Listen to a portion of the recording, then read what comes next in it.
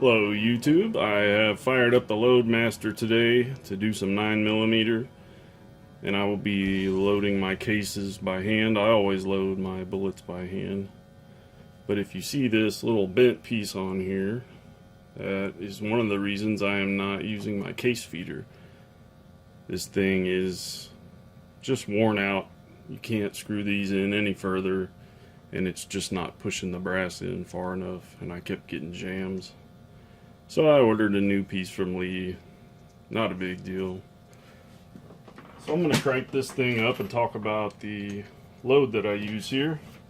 I'm using Extreme Bullets 124 grain plated round nose.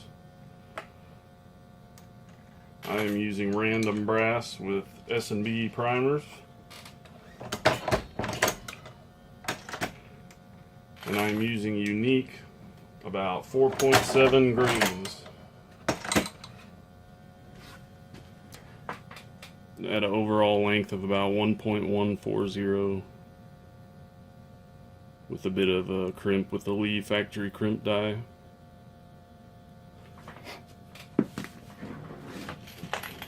So this thing a friend gave to me years ago in really sad shape in a box with just parts and guts and broken stuff.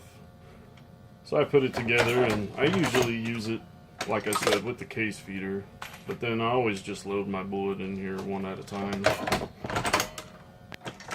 One of these days I'll look into getting the bullet feeder. I use a very similar load for cast bullets, and I usually use the Lee 124 grain round nose tumble lube design, powder coated of course, on the wire mesh. But I did order today the NOE 133 grain mold that is slick side, like Loads of Bacon just put a video out on it. It looked pretty awesome. Seen a couple other guys use it, so I figured I'd give it a try. I have the 6 cavity mold for that Lee 124 grain tumble lube design, and it just drives me nuts.